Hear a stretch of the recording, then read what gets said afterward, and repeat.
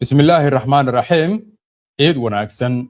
ومالينما أربعة تضبي لباتن كبيشة مي لبكون يلحي لباتن أو كوبيغن طبعا كبيشة دول حجة سنة كنا فربغلا فرطن يتضبو تاريخ ده هجرية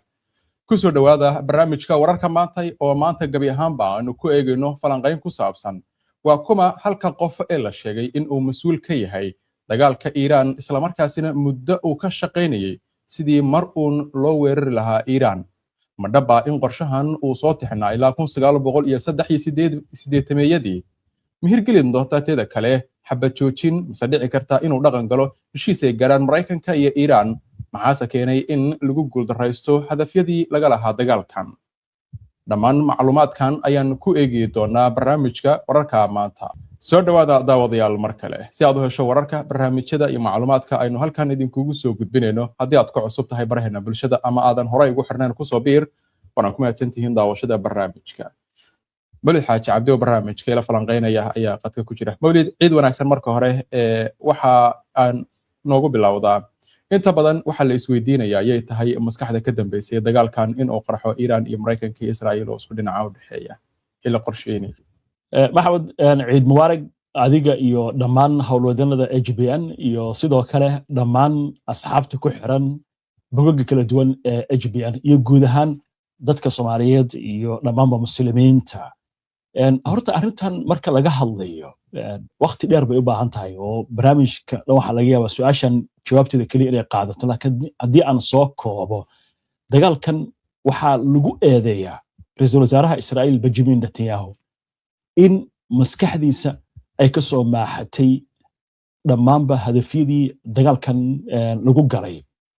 waxaana la sheegaa inuu soo bilaabay arrintan horaantii 80-yadii inkastoo markaasi sida weyn uu xoogga u saari jiray waddanka Ciraaq laakiin haddana koongareeska waddanka Mareykanka ayaa isagoo da'yar oo baarlamaanka Israa'iil xubin ka ah wareystay xilligaasi wuxuuna sheegay Iiraan inay u jirto muddo kooban inay ku samaysato bam nuclear xilligaas aynu ka hadlaynaa waa 40 sano ku dhawaad ilaa ay intaas xusub dub ay ugu jiray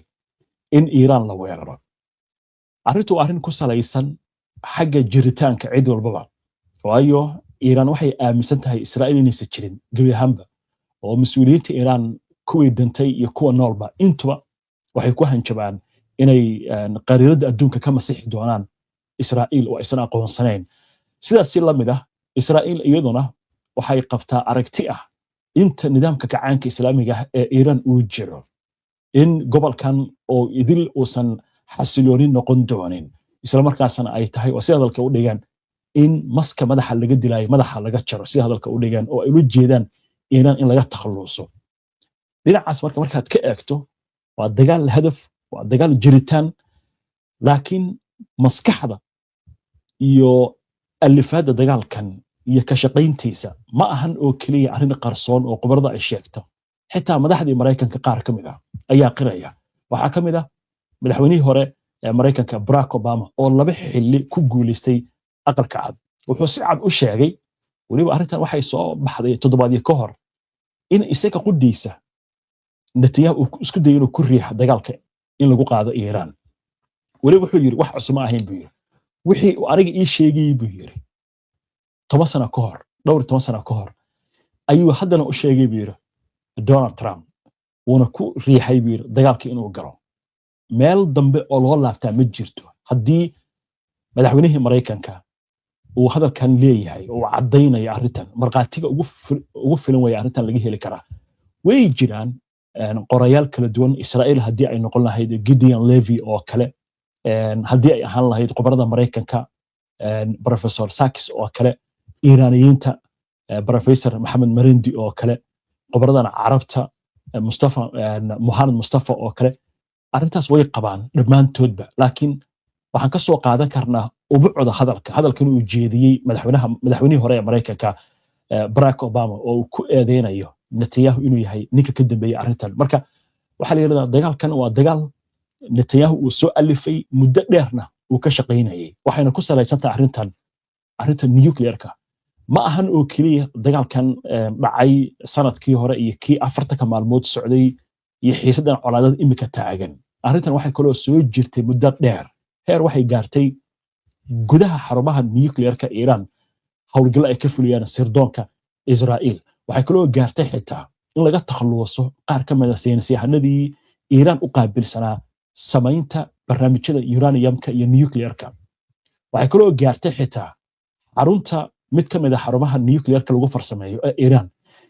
in hay'adda la yiraahdo IAEA kaamirooyin ay dabacsaneen inay ku rakabato meeshaasi lagu bedelay laba yaqaan si arrintaas ku dhacday kaamirooyin Israa'iil ay leedahay oo markaasi lagala socday xarunta waxa kasta oo ka socda gudaha xarunta sirdoonka ee Mossad waxa kaloo gaartay heer xitaa wafdi booqanaya kormeerayaasha ka mid ahaa nuclearka qaar ka mid ah kabahooda lagu arkay kaamirooyin ku rakaban marka arrinta waa arrin goon ah muddo dheer soo jirtay Netanyahu wuxuu aaminsanaa Iran oo hesha nuclear jiritaanka Israa'iil inay ka hor imaanayso waa gartay marka Netanyahu sooma difaaci karo marka mowqifkiisa mar haddii Iran ay u dhawaatay inay samaysato nuclear taasi oo ku doodayo inay halis ay gelin karto jiritaanka Israa'iil dhinac marka laga eego doodiisa qiil uu yeeli karaa laakiin dhinac marka loo eego waa ka badbadis 1983 shalay ma aha daraada ma aha waa muddo aad u dheer ka soo gudub Saddam Hussein markii meesha laga saaray oo dawladda Ciraaq ay dhacday maalin walba wuxuu sheegi jiray in Iran ay u jirto inay samaysato nuclear 2 toddobaad bil waxaa jiray shir ka dhacay golaha ammaanka ee golaha guud ee qaramada midoobay oo khudbad uu ka jeediyay Netanyahu wuxuu soo bandhigay markaasi si hadalka u dhigay sawir uu ku sheegayo 90% inay u dhowdahay Iran inay samaysato bom nuclear macluumaadkaas oo idil waxba ka bedelan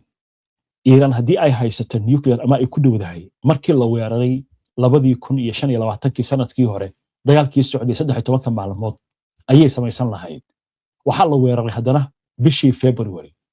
ilaa iyo hadda waxaynu ognahay in Iran aysan jirin meel ay ku haysato bom nuclear ama ay ku samaysatay way jiraan inay bacrimisay uranium tayadiisu aad u sarreyso 440 kilogram oo lagu qadarayo 60% heerka lagu sameeyo bomka nuclearka ah oo 90% ah arrinta kale oo walaac leh waxa weeye 2015 ayadoo la gaaray heshiis lagu xakameynayo uraniumka Iran ay tayeyso waa heshiiska loo yaqaan JCPOA oo ay gaareen 5 wadan golaha ammaanka qaramada midoobay xubnaha ka ah iyo Jarmalka iyo Iran ayaa 2018 Trump uu ka baxay markuu ka baxayo xilligaas waxa la sheegaa Netanyahu inuu ku riixay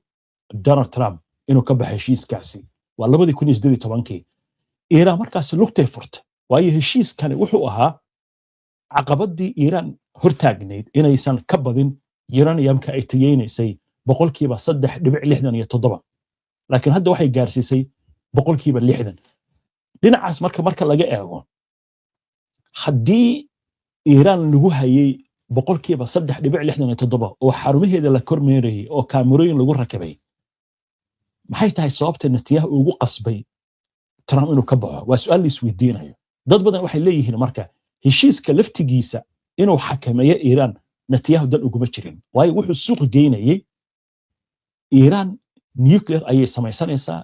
Iran nuclear bay ku dhowdahay si dagaal loogu qaado arrintaasi madaxdii Mareykanka wuu isku day inuu ka raarido laakiin ninka kaliya u suurta gashay inuu ka raarido waa madaxweynaha Mareykanka Donald Trump aan ku sii socono marka jawaabta qiilka haddii marka qiilkiisu uu yahay Iran waxaan ka ilaalinaa nuclear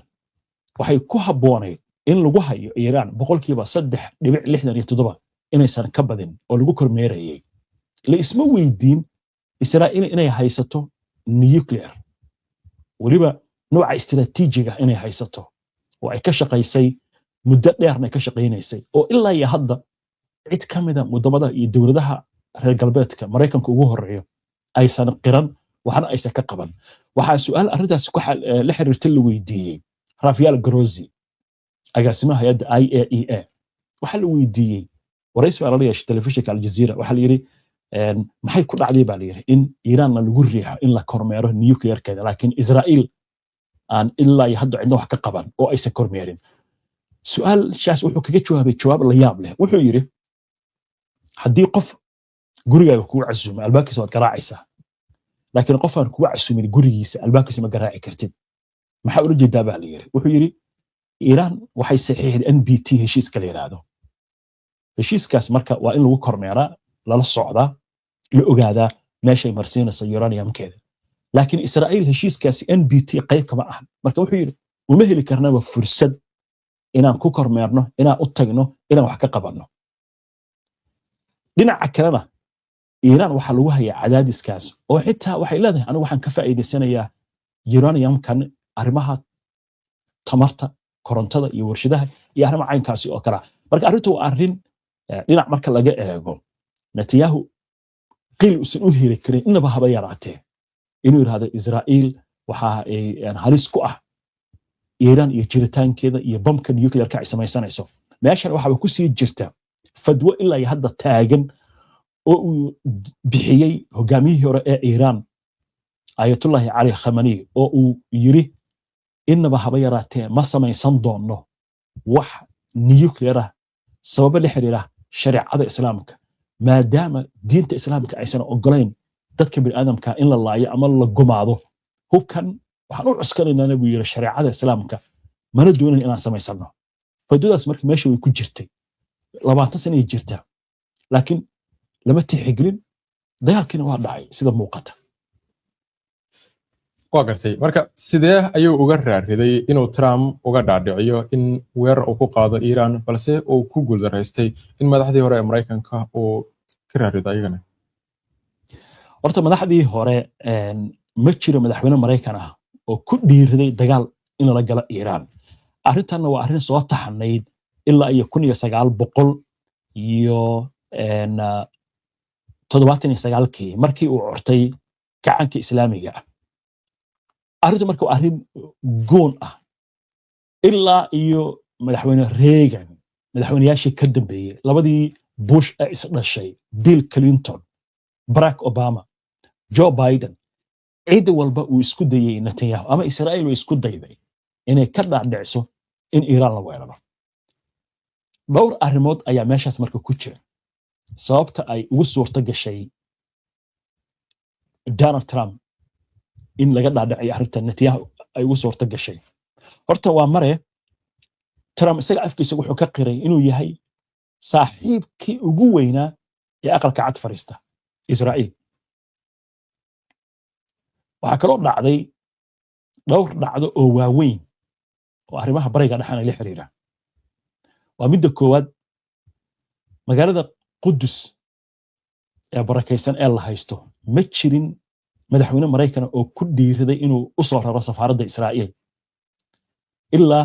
Donald Trump oo 2018kii soo raray safaaradda Tel Aviv ka soo raray oo geeyay magaalada Qudus geeyay arrintaas marka waxay noqotay arrin xitaa saameynaysa siyaasadii guud ee bariga dhexe muslimiintana taabanaysay waayo Israa'iil waxay qabsatay 1967dii bariga Qudus inkastoo laakiin galbeedka Qudus markii la kala qaybinayay dhulkii Falastiin oo qaramada midoobay golaheeda ammaanka uu kala qaybiyay ay raacday dhanka Israa'iil ay raacday laakiin haddana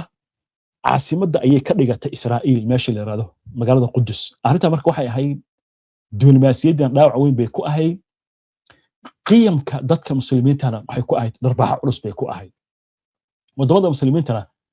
awood ay kula loolamaan madaxweynaha Mareykanka oo xitaa diblomaasiyad ay kula loolamaan ma aysan ahayn madaxay hoos u foorariyeen arrin kale weyn buu sameeyay waxaan rabnaa sida arrintan ku timid inaanu sii raacno arrimaha waaweyn wuxuu kaloo sameeyay madaxweynaha Mareykanka Donald Trump ilaa iyo hadda arrin aysan ku dhiiran madaxdii hore ee Mareykanka iyo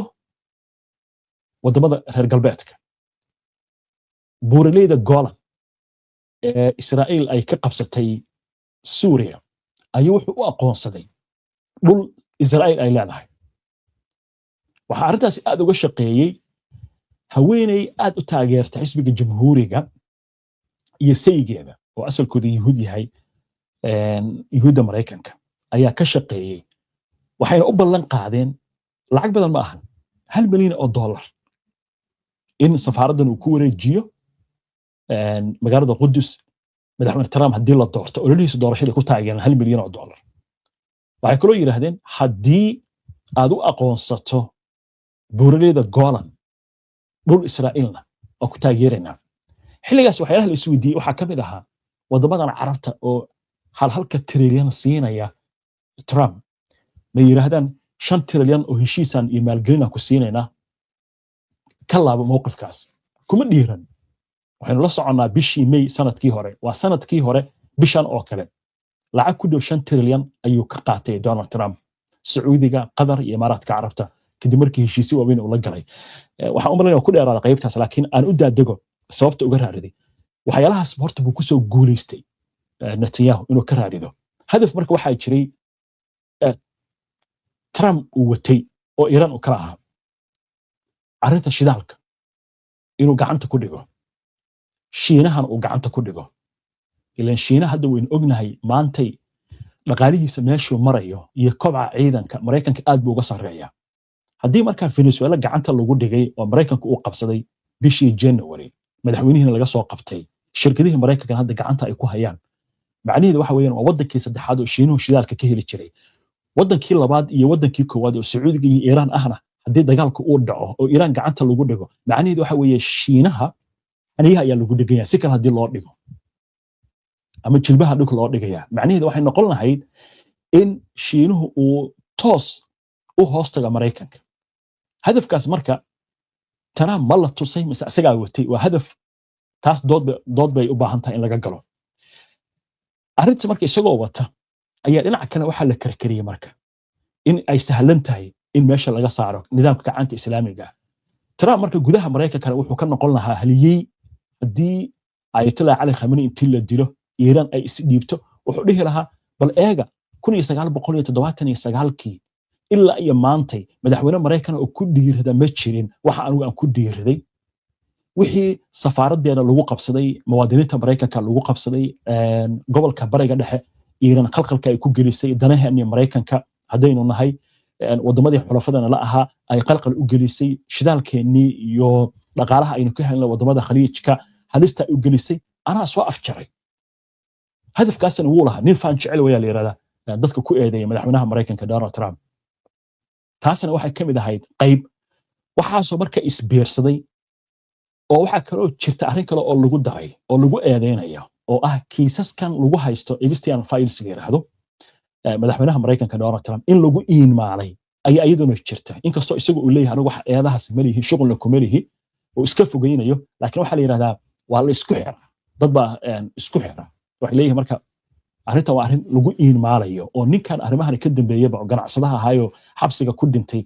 dadka qaar kood yiraahdaan ma cadeyn karan laakiin in lagu dilay meeshii gudaheeda la sheego qaar kamid ah qoyskiisa xataa ay sheegaan waxaasoo dhan marka la isku geeyo waxa la yiraahdaa qayb bay ka tahay arrintan waayo waxa dhacday dhowr jeer marar badan oo heshiis lagu dhawaaday in la galo in kiiska la soo kaceeyay gudaha Mareykanka taasna marka waxay noqotay arrin u sahashay in lagu iimaalo madaxweynaha Mareykanka Donald Trump sida ay leeyihiin qaar kamid ah xitaa qubarada Mareykanka iyo qubarada Israa'iiliyiinta marka arrimahaas oo isbiirsanaya maxamed inay yihiin kuwa xudunta u ah in laga raariday Donald Trump weerarka وقرتي مولد قيبها دحي برنامج كيان سي مرينا marka hadaynu eegno dhanka Mareykanka iyo Iran bilowga dagaalka labadan dal isku hadaf ay ka ahaayeen mise waxay kala wateen hadafyo kala duwan laba hadaf bay kala wateen hal hadafna way ka mideysanaayeen oo dabcan dagaalka waa la wada galay 28kii February subaxnimo Sabtiya waa tii dagaalka hal mar lagu wada qaaday dagaalkii hore bishii June 13 maalmood socday Israa'iil baa qaaday laakiin mar dambe ayuu ku biiray Trump kadib markii uu weeraray xarumaha nuclearka ee Fordo, Natanz iyo Isfahan laakiin dagaalkan halka hadaf horta ay kala haayeen waa hadafka dagaalka laba hadaf oo kale way kala wateen midka koowaad oo Netanyahu uu watay Iran in la kala diro in la burburiyo meesha laga saaro qatarteeda waayo waxa la yiraahdaa Iran oo jirta Israa'iil man ku naaloonaysa nabad waxa kale oo la yiraahdaa aragtida Israa'iisha weyn waxa kaliya ee hortaagan waa Iran Netanyahu marka gudaha Israa'iil wuxuu ka noqon lahaa nin haliyey ah waayo wuxuu soo afjaray cadawgii ugu weynaa ee Israa'iil wadamada carabtana wuxuu leeyahay meeshaynu ka saarnay cid awood leh ma jirto xisb bacskii Syria iyo xisb bacskii Ciraaq ma jiraan Sacuudiga ilka ma leh Turkiga hadda islaam xaqiisa marka la eego iswaalwaalaya isagana ma taqaanaa waa ka hortagi karnaa Pakistan waa noo dhiman tahay oo nuclear bay haysataa laakiin horta Carabtan iyo Khaliijka iyo bariga dhexe meel baan ku hubsanaynaa doorashadana si fudud ay ugu guuleysan lahaa maxkamadda ku socota laftigeedana qayb bay ka tahay inuu iska maareeyo hadafiyas marka waa hadafiyana waa hadafiyo hadda taagan hadafiyana waa hadafiyo mustaqbalka iyo Israa'iisha weyn iyo mustaqbalka gobolkan bariga dhexe inay baarqab ka noqoto waa wax xisaabta isku dhufsaday xisaabtu way qaldamay kartaa laba ku dar afar markaad ka dhigi lahayd mar bay 8 noqonaysaa marka 8 bay ku noqotay dhinka marka laga eego Trumpna waa tan Shiinaha ayaa ugu weyneed inuu gacanta ku dhigo shidaalka Iiraanna gacanta ku dhigo nin ganacsada weeye waxa la istusay wadankan wadan shidaal hodan ku ah weeye gaaska dabiiciga ah macdan leh dadkiisu ay yihiin 90 milyan ganacsi ha laga geli karo dib u dhis u baahan haddii gacanta lagu dhigo shirkadaha Mareykanka kaliya ka faa'iideysanaya waa arrin weyn dhanka dhaqaalaha marka waa laga tusay Donald Trump ama isagoo haystuso ama hal la tuso hadafyada isaguna wuu lahaa hadaf guudna waa jira oo ah in bariga dhexe oo dhanba suurtagal ay tahay in loogu talagal haddii Iiraan meesha laga saaro in Israa'iil lagu wareejiyo oo saldhigan bari ku yaala Bahrain oo la yiraahdo saldhiga shanaad in mustaqbalka lagu wareejiyo Israa'iil oo bariga dhexe iyadoo markaas ay maamusho Mareykankana xagga Latin America iyo Caribbeanka isna xoog u saaro Venezuela gacanta ku dhigay Cuba inuu weerar la filayaa kadibna ay dhici karto in Colombia iyo wadamadaasi uu galo gacanka Panama gacanta ku dhigay Shiinaha waa laga saaray meesha inuu u soo jeesto Canada inuu u soo jeesto Greenland waxaasna fursad uu helo Shiinaha meel uu saaro Ruushka laftigiisa uu go'doomiye hadduu la heshiin karana uu yiraahdo Ukraine inta doonaysa qaado inta kalena iska daa aniga adigana aan heshiino dhibaatana ay ugu sameeynin hadafyadaas waa weyn wuu lahaa laakiin dhammaan hadafyada waxay u muuqdaan inay guul dareystaan sida khibrada ay sheegayso waa gartay marka ma la gaaray hadafyadii la lahaa oo dhinacyadu kala wateen haddii aan la gaarin se maxaa ugu wacan in lagu guul dareysto horta hadafyada lama gaarin xogaa aniga ka sheekeeyay in lagu guul dareystay Iiraan way taagan tahay dagaalkan waxa la yiraahdaa ilaa iyo hadda cidda guuleystay waa Iiraan ma ahayn inay jabiso Mareykanka iyo Israa'iil oo ay burburiso ma ahayn hadafkeeda mana ka guuleysan karto inay burburiso Mareykanka iyo Israa'iil laakiin waxay ku guuleysatay maanta waxa laga wada hadlayaa oo miiska saaran ciidanka Mareykanka inay ka baxaan gobolka bariga dhexe sanadkii hore arrintaasi ma aysan jirin dagaalku markuu bilaabanayay 28 February 27 February cid ka wada hadlaysa arrintan ma aysan jirin laakiin maanta waxa laga wada hadlayaa in la yiraahdo saldhigyada Mareykanka ka baxaan gobolka bariga dhexe Mareykanka wuxuu ku gortamayaa ciidamada dheeraadka ah baan saarayna iyo ciidamada qatarta gelin kara Iiraan meelaha u dhow ayaa laga wada xaajoonaya Iiraanna waxay leedahay maya waa inaad ka baxdaan gobolkan waynu maqlaynay shalay hadalku jeediyay oo ugu tala galay munaasabadda ciidda hogaamiyaha Iiraan Mustafa Khamenei oo uu ku yiri bariga dhexe mustaqbalkiisa Mareykanku wax shuqul iyo shaqo kuma leh mustaqbalna kuma yeelan doono raadna kuma yeelan doono ama lug dhinaca kale markaynu ka eegno guusha hadafka Mareykanka iyo hadafka Israa'iil la oran karo ma aysan gaarin waa jiritaanka nidaamka caanka islaamiga hogaamiyihii hal la dilo wasiirka gaashaandhigga wasiirka sirdoonka taliyaasha ciidamada dhaqaale badan hal la burburiyo cunaqabatayntii hal la sii kordhiyo go'doomin hal la saaro dadka shacabka dhibaata ha qabsato laakiin Iiraan inay jirto ayaa khibrada waxay yiraahdaan ayaa guul ah nidaamka caanka islaamiga waa jira ciidankii baasiijka oo 600 kun ayaa jira ciidamada kacaanka islaamiga marka la isku daro macala kuwa kaydka 400 ku dhow oo 160 kun oo kamid ah ay aad u tababaran yihiin ayaa wali jira gantaaladii way jiraan waxaynu sii daynay warbixin New York Times ay ka soo xigatay sirdoonka Mareykanka oo lagu sheegayo 70% Iiraan inay haysato nidaamyada gantaalada diyaaradaha droniska sidoo kale haysato maxaad u malaynaysaa marka 70% sirdoonka Mareykanka oo qirayaan waa meesha madaxweynaha Mareykanka uu kala ahaa 90% waan burburinay awoodii Iiraan marka inay jirto nidaamka kacaanka islaamiga uu jiro dadkii mudaharaadiyay meesha ay ka baxeen mucaaradkii Iiraan xitaa qaar kamid ah ay taageereen nidaamka oo yiraahdeen si kastoo aan uga soo horjeedno wadaadada waddanka haysta maraykanku wuxuu ku dhaqmaya israa'iil waxay ku dhaqmeen waxay liddi ku tahay qarannimada iyo wadaninimada dadka iiraaniyiinta oo taa marka waxaa moodaa dagaalku inuu mideeyey waayo waxaa la islahaa 48 saac 72 saac gudahood dagaalku markuu qarxo dhowr milyan oo qof ayaa isugu soo bixi doona wadooyinka waxay ku qabaami doonaan xarumaha dowladda sidaas ayaa lagu ridi doonaa nidaamka kacaanka islaamiga ah iirana way burburi doontaa marka hadaf ka mid ah hadafyada ugu waaweyn ee Netanyahu wuxuu ahaa sida la sheego in Iiraan ay noqotaa wadan fashilmay isku dhaxaya ah kala qowmiyada ah waayo Iiraaniyiintu waa inkastoo ay badan yihiin shiicada laakiin sunni baa jira Azerbaijaaniyiin baa jira dad waxaa jira ayaga laftigooda qaarkood jabhad mucaarada la Bolshki la yiraahdo oo ayaga qudhooda ka soo horjeeda Azariga la yiraahdaa jira inay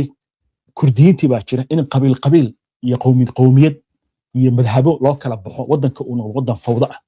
hadafkaas hadaf ka mid ah hadafyada uu lahaa buu ahaa Netanyahu Trump isagu laakiin wuxuu lahaa hadaf ah in wadanka la qabto sida Venezuela oo kale dawlad maqaar saar ah meesha ay ka jirto oo shidaalkana isagoo markaas uu maamulo hadda waxay gaartay Venezuela shidaalka Mareykanka inuu go'aamiyo sicirka lagu gadayo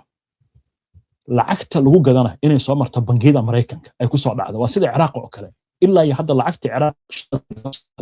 waxay ku dhacdaa bangiyada Mareykanka hadda way xayiran tahay waayo waxa la diidanaa inkastoo aan la dooran Nuri al-Maliki oo ra'iisul wasaare hore u soo noqday oo shiica ah bay Mareykanku diidanayeen inuu noqdo ra'iisul wasaare lacagta marka way xayireen iyagoo uma marsiyoonaya in dagaalkii dhacay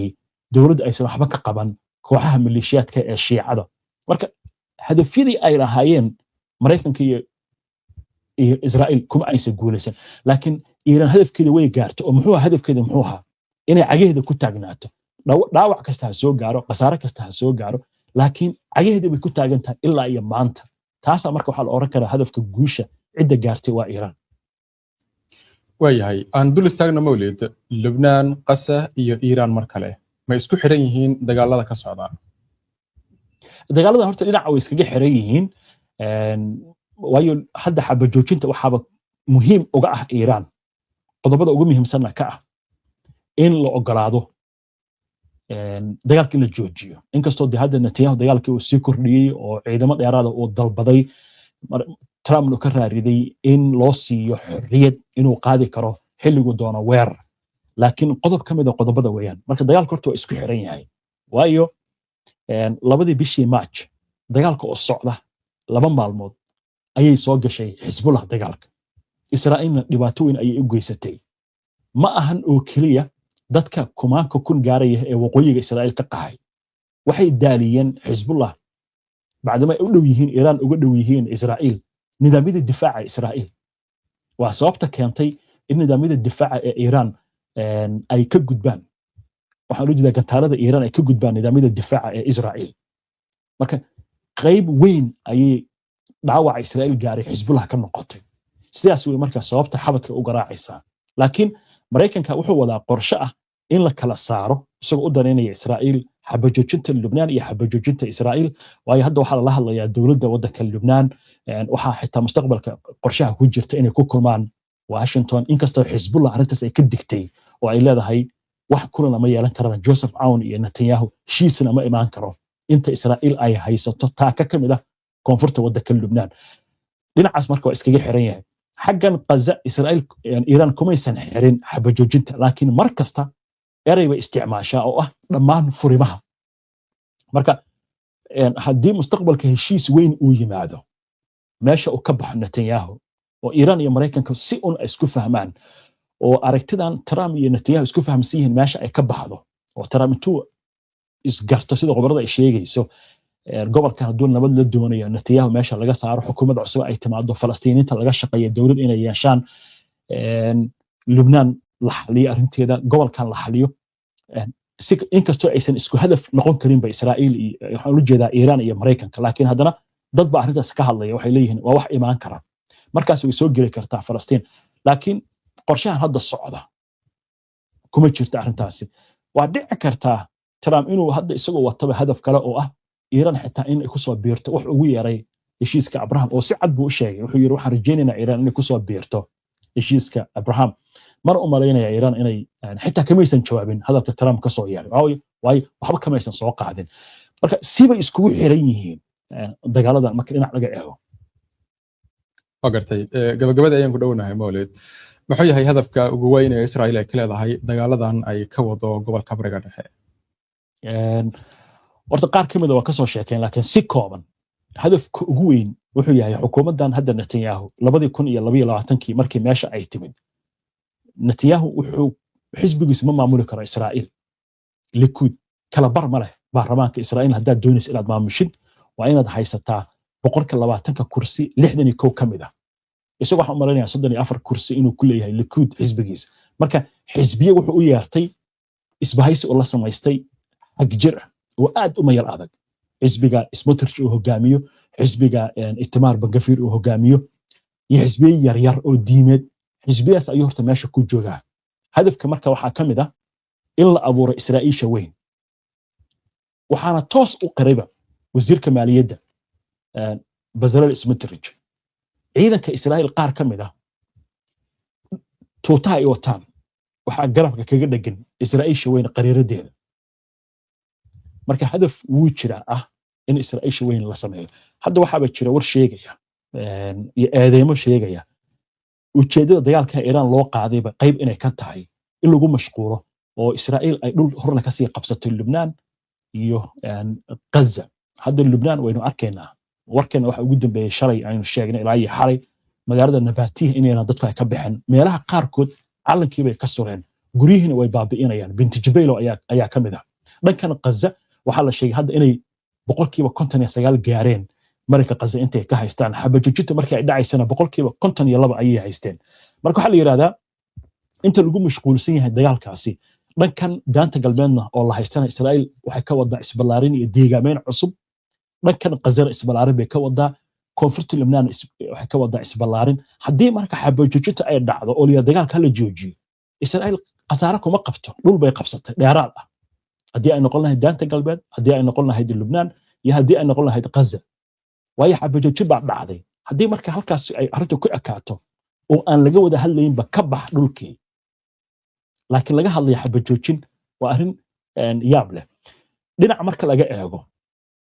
30 sano 40 sano 50 sano ka hor waxa laga hadlayay Israa'iil ha ka baxdo dhulkii ay qabsatay 1967 laakiin maanta waxa laga hadlayaa xabadda ha joojisa Israa'iil ma laga hadlayo xitaa ha ka baxdo koonfurta Lebanon iyo Gaza iyo daanta galbeed ma laga hadlayo halkaas marka arrintu gaartay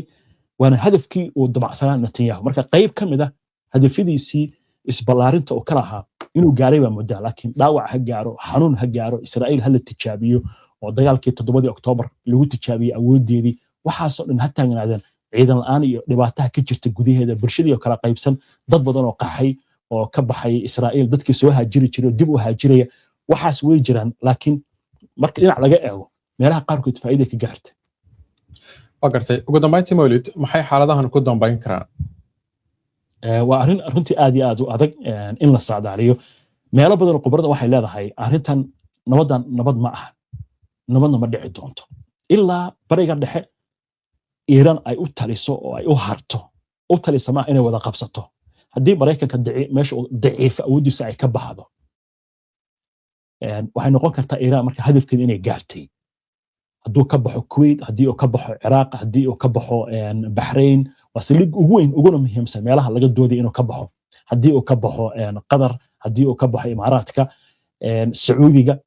hadduu doono Israa'iil meelahaas ha joogo hadaf muhiim ah noqon kartaa markaasi oo awoodda weysanaan doonta haddii laakiin Iran la buurto qariirada bariga dhexe isbedeli doonta xitaa ma ahan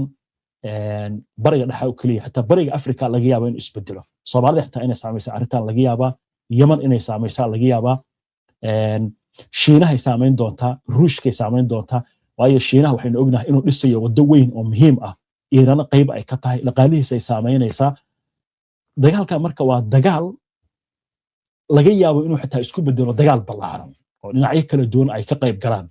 laakiin mar walba nabadda in fursad ay hesho oo nabad nagu wada noolaadaa aad iyo aad bay u yar tahay rajada laga qabaa waa laba aragti oo kala duwan oo aan wada socon karin haddii si kale aan u dhigo marka waxay noqon kartaa suurtagalna ah una badan tahay maraykanku inuu ka gurto gobolka bariga dhexe haddii uu ka gurto maraykankuna israa'iil iyo hamigeedii halkaasay ku ekaanaysa haddii deganaanshaheeda meeshaas ay ku hesho nabad ayay markaasi buri joogtaa sida dad badan oo khubarada ka mid ah ay sheegayaan waa tahay mawlid waa mahadsan tahay